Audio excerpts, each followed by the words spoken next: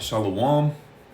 First and foremost, I'm going to give all praises, honor, glory to Yahweh, Bahashem, Yahweh Shai, Bahashem, Achar Kodash. Yahweh is the only true Hebrew name of the Heavenly Father. Yahweh Shai is the only true Hebrew name of His only begotten Son. Double honors to the apostles and elders of Great Millstone. Salutations to the hopeful elect, pushing this word in truth and in sincerity. To the Israelite foreigners scattered throughout the four corners of the earth, who may look like the heathen nations. And to the very few sisters that listen and learn, to you, Shalom. All right, I'm the brother Yasharala with Great Millstone, Chicago. I want to hop into a lesson, all right, pertaining to what you see in the background. Interracial marriage is a sin. All right, now this was done by, I believe his name is Atazama, or Atazama. No, Atazam, which to his appearance, the sunglasses and the background, I'm guessing he's with UPK, with the ISUPK Israelites. All right, which you are gonna have some members of the elect among the men of ISUPK, but as far as the doctrine that they push, it's not according to scriptures. All right, there's a lot of things that they teach that don't line up with the scriptures, and this is one of them. All right, now nothing against the dude in the background who's doing the video. This is all for edification. All right, and a correction. And I'm gonna grab some scriptures showing that, look, you can deal with the heathen women, but they are not to be treated as wives, like you marry them like your main wife. No, when Israelite men in the Bible had a heathen woman, it was as a concubine, which is a lesser wife. Okay, a heathen woman will be considered a concubine, which is a lesser wife. Okay, and the Israelite man who had a Israelite woman, that was your main wife. Okay, so you have as a matter of fact, you have the 12 tribes of Israel. All right, they came from 4 heathen women. All right, there was no tribe of Israel until Jacob, all right, his name was changed to Israel, made children with those 4 women. All right, 2 of them were sisters, and the other 2 were the servants of the sisters, which they had them have children with Jacob. All right, so let's hop into it. I'm gonna bring the scripture out he used to justify his point. So this is in the book of First Kings 11 and verse 1. But Solomon loved many strange women, together with the daughters of Pharaoh, women of the Moabites, Ammonites, Edomites, Zidonians, and Hittites. Okay, so the strange women, of course, this is speaking about heathen women that are not Israelite women. All right, so let's continue reading, because it's going to explain where the sin was in this account. Was the sin that he had these women? As a matter of fact, let me pull up 2 quick scriptures. Solomon. And then, let me see.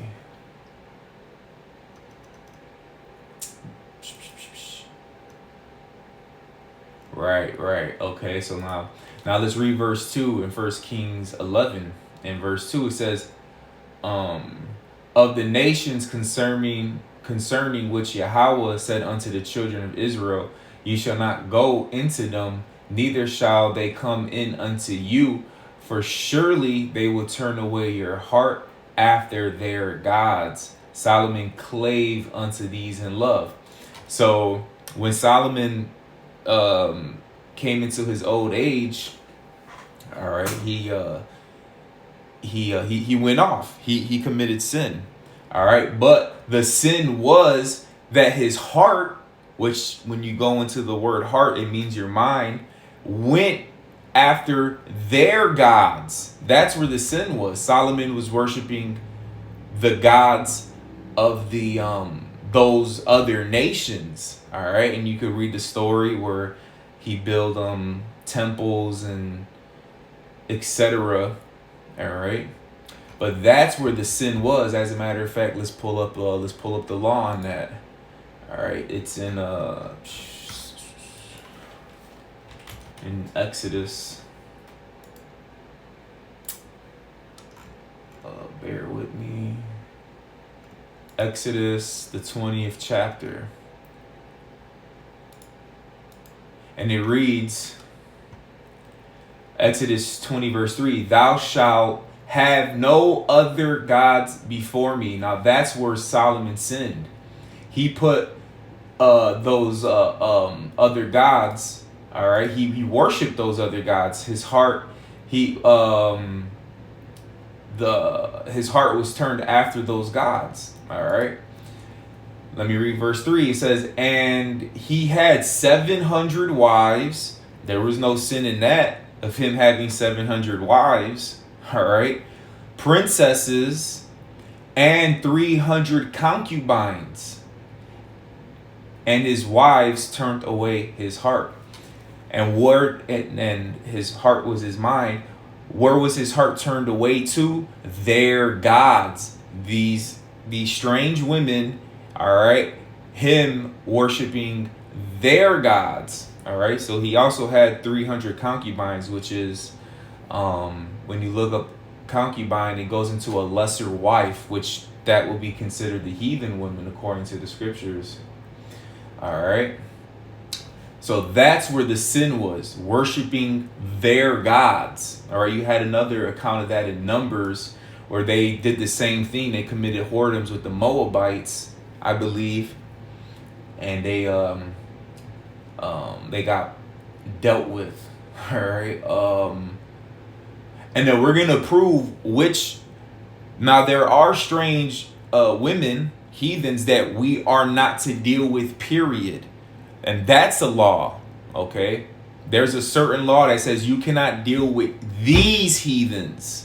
It didn't mention the other nations. It only mentioned a specific group of heathens we are not to deal with. Other than that, hey, we could deal with the rest of them. But let's go into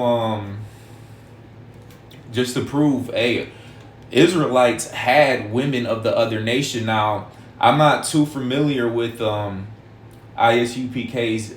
If there's a member of ISUPK here, y'all can let us know in the comment section. I know they say you can only lay with an Israelite man can only deal with an Israelite woman, vice versa. Israelite women can only deal with the Israelite man. That's it. But I don't know if they teach. I know there's a camp that teaches it, that says if your mother is not an Israelite, then doesn't matter if your father's an Israelite.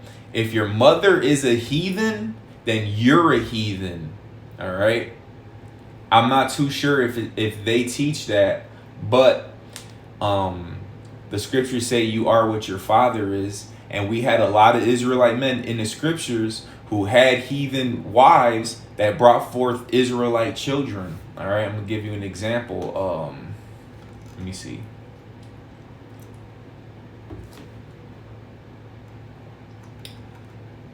Exodus 41 and 45. It reads, and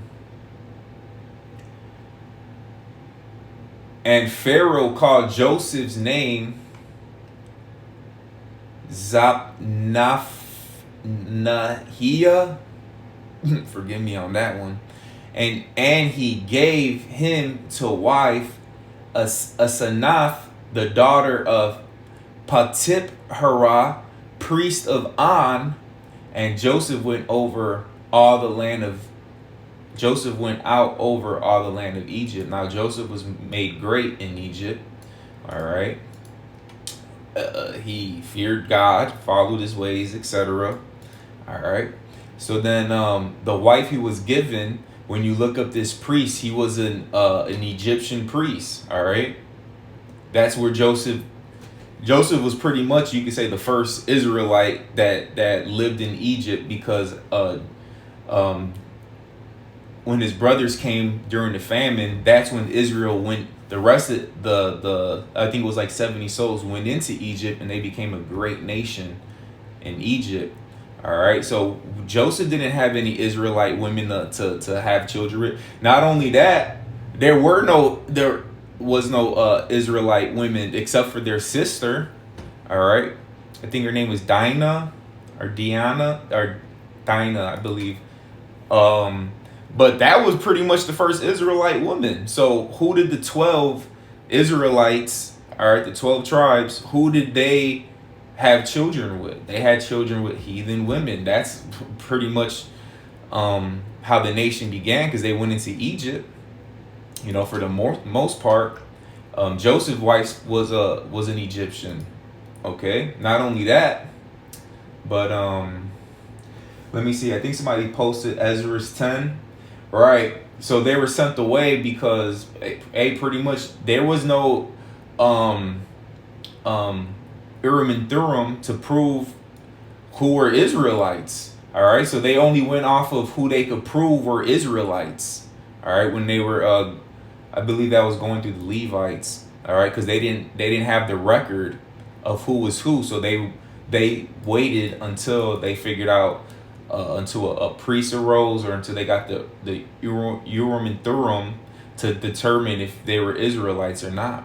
All right, but let's continue. This is Numbers 12 and verse 1. And Miriam and Aaron spoke against Moses because of the Ethiopian woman whom he had married, for he had married an Ethiopian woman. All right, so Miriam and Aaron are Moses' siblings, so they were coming up against him. Why? Because he had a heathen wife. Let's keep on reading. And they said, hath Yahweh the Lord indeed spoken only by Moses? Hath he not spoken also by us, and Yahweh heard it? So they were boasting against Moses, like, you ain't the only one the Lord dealing with, pretty much. Now the man Moses was very meek above all the men which were upon the face of the earth. So Moses was a humble man. And Yahweh the Lord spake suddenly unto Moses and unto Aaron and unto Miriam, come out ye three unto the tabernacle of the congregation. And they three came out. And Yahweh the Lord came down in the pillar of the cloud and stood in the door of the tabernacle and called Aaron and Miriam, and they both came forth. And he said, hear now my words. If there be a prophet among you, I, Yahweh the Lord, will make myself known unto him in a vision, and will speak unto him in a dream. My servant Moses is not so, who is faithful in all mine house. With him will I speak mouth to mouth, even apparently, and not in dark speeches, and the similitudes of Yahweh the Lord shall he behold. Wherefore then were you not afraid to speak against my servant Moses? All right.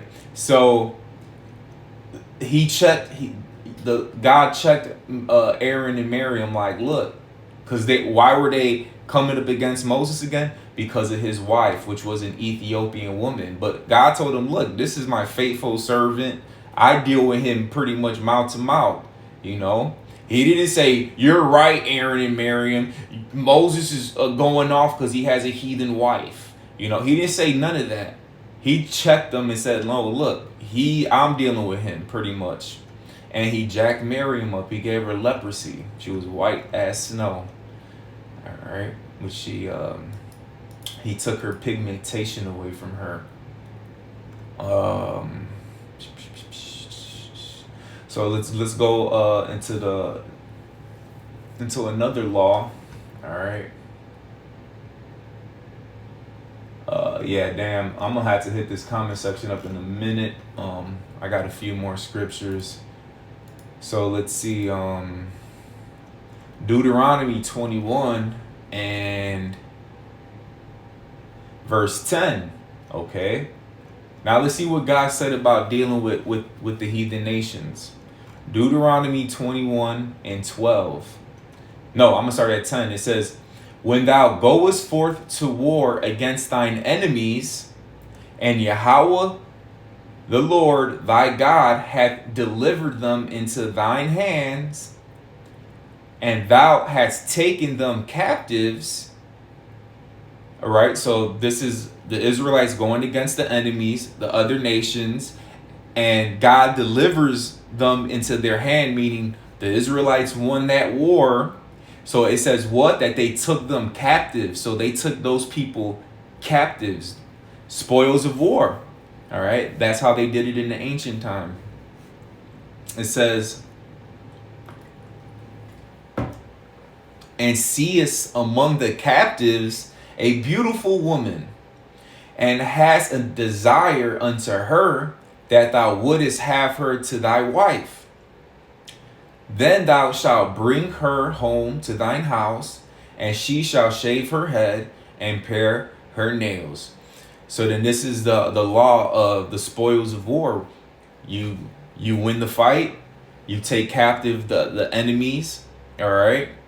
You see a beautiful woman, which for the most part it'd be just the women and children, because all the males would be put to death through because of the battle, you know. So out of those captives you see a beautiful woman. All right, let's continue reading. Oh, it says you take her to the house and you shave her head and make her cut her nails. And verse 13. And she shall put the remnant of her captivity from off her. So she's going to take off the slavery clothes she had on. And she shall remain in thine house and bewail her father and her mother a full month. So you give her a month of mourning, because pretty much her whole family pretty much got put to death. All right, this is after war. It says, and after that thou shalt go in unto her. What does that mean? So after that process, that month after you brought her home, she took the clothes off, she shaved her head, she cut her nails, and you let her mourn a whole month. It says, and after that thou shalt go in unto her and be her husband. So, and she shall be thy wife. So if it's a sin for interracial marriages, why does this scripture exist? That you can take captives, the enemies, the other nations who you fight against, all right, put them in slavery. And if you see a beautiful woman, you take her, you go through these steps, and then you could go in unto her, which is that's how you marry someone, all right, is by having the act of sex, intercourse. All right, now they will be considered lesser wives, again, concubines. And again, we were in that that First Kings 11 said Solomon had about 300 concubines, and I believe there was another one where King David had concubines as well. All right, let me see. Hold on. Let me pull that up. So if interracial marriage is a sin, then but why would we have a whole law on how to deal with heathen spoils of war? That scripture shouldn't exist. And then I guess the Bible contradicts itself. Thanks a lot. Now you got some ammo for the Muslim guys to say that the Bible contradicts itself, which it doesn't. All right. 2 Samuel 5:13, and David took him more concubines and wives of Jerusalem after he was come from Hebron, and there were yet sons and daughters born to David. As a matter of fact, I'm gonna look up this word concubine. All right, go back to the Hebrew and see what it says. All right. Now, King David, he did sin. All right. He basically he committed adultery. All right. He committed murder because he had the guy who he murdered, the woman he committed adultery with. He had her husband murdered, pretty much. So, and he also numbered the nations. He numbered the nation of Israel, which that was a sin. It didn't mention any sin of David. Oh, he had heathen women. No, it didn't say that. All right, and King David didn't do it. King Solomon did. King Solomon worshipped those strange women, their gods. King David never did that. All right, so and it's never mentioned that he did it. All right, so if that was the case, why didn't what was his name? Who went to Nathan the prophet, I believe. Why did he say, hey, by the way, you can't have concubines because it's interracial marriages? It said, no, he didn't tell him that. All right. So it's the 5th chapter, 2 Samuel 5 and 13. It says, and David took more concubines. So this is H. Wait, where was it? It was just right here. Oh, H6370. It's Y'all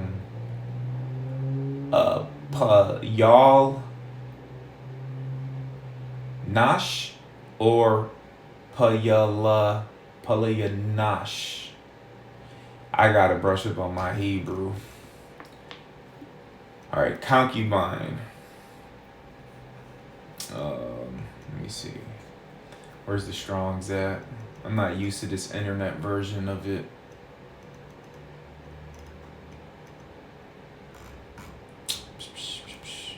And plus, they updated this too. There's some things you can't even look up anymore. They took out of the Strong's. That's why you need to have the book that they can't revise. Get the book. All right, because they're always revising this. Nonetheless, concubine, lesser wife. All right. Let me see. Right, so David had concubines.